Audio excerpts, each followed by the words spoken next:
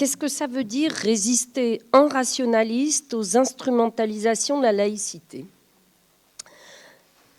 Célébrer la loi de 1905, c'est aussi pour les militants rationalistes que nous sommes, apercevoir et dénoncer, on l'a dit beaucoup, les dévoiements, les attaques, les transformations que la laïcité subit. Nous n'avons pas cessé, depuis la fondation de l'UR, de penser et de défendre une conception libérale de la laïcité.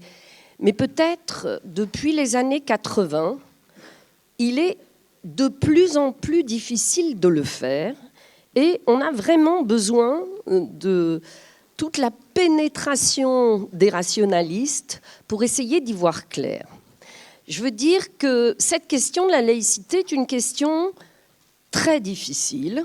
Le cadre de la loi est extrêmement clair, mais son application est souvent complexe et il y a, on l'a dit, mais je crois qu'il faut le redire, des dévoiements politiques sans fin. Et je pense à deux choses auxquelles je crois nous pouvons tous penser. Un, à la récupération par l'extrême droite non pas du principe de la laïcité, mais de la laïcité comme valeur civilisationnelle, entre guillemets. Et puis, je pense aussi à l'exploitation par certains, qui sont peut-être dits plus à gauche, de la laïcité dans une même orientation, c'est-à-dire d'attaque contre les musulmans. Madame Lapsy l'a extrêmement bien dit. Et de fait, beaucoup de gens sont perméables ou sensibles à certains discours ou propos se revendiquant d'une certaine conception de la laïcité. Et les médias, il faut le dire aussi, ouvrent grand leurs colonnes à certaines et certains qui défendent une conception que moi je qualifierais d'islamophobe de la laïcité. Donc, on est vraiment, et je crois que c'est la tâche des rationalistes, dans un combat complexe. Et par rapport à ce combat, je voulais prendre brièvement, je sais que le temps nous est compté, 3 exemples de ce à quoi, en tant que responsable de la laïcité, j'ai assisté au sein de l'Union rationaliste et que j'ai trouvé extrêmement compliqué à penser. Donc, c'est un peu mon boulot de philosophe de faire part des difficultés. Donc, en fait, je voudrais vous livrer 3 exemples de complexité, puisque, au fond, le travail de la raison, c'est d'être critique et d'analyser les problèmes. Bon, alors, premier exemple que je voulais soulever devant vous, la commission Stasi.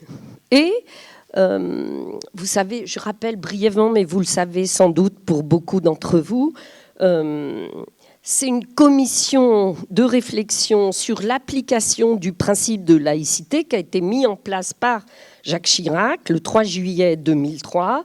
Et pendant 3 mois, cette commission Stasi auditionne 140 personnes et associations pour les entendre sur la question, notamment du foulard, de la question dite du foulard islamique, mais Jacques Chirac avait en tête d'ouvrir cette question sur autre chose. Ça n'a pas été possible parce que tous les médias ont ramené la commission à cette question du foulard. Et l'Union rationaliste avait été auditionnée comme nombre d'associations. Et si je dis ça, c'est parce qu'il y avait 3 personnes à l'Union rationaliste qui ont été auditionnées. Le secrétaire général de l'Union rationaliste, qui était à l'époque Jean-Pierre Kahn, qui était Guy Bruy, pardon, l'administrateur qui était Jean-Pierre Kahn, et puis le secrétaire général adjoint qui était Gérard Fussman. Autant de personnalités qui avaient beaucoup travaillé, beaucoup réfléchi sur cette question et qui avait, au cours de l'audition, tenu un discours extrêmement libéral et extrêmement réfléchi, modéré. Bon. À tel point que je me souviens que Françoise Gaspard, qui était à la commission, avait dit « Ça donne envie de s'inscrire à l'Union rationaliste, tout ce que vous dites. » On était surpris de ce commentaire. Résultat des courses, à l'Assemblée générale, ces 3 personnes sont désavouées par la majorité des militants. Et vous connaissez la suite. La loi de 2004 sur les signes religieux passe, loi qui contredit, selon moi et selon nombre d'entre nous, le principe de la loi de la laïcité. J'en parle pour vous dire, ce sont des questions compliquées.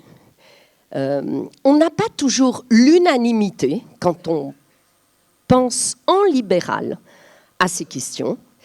Et c'est un combat permanent.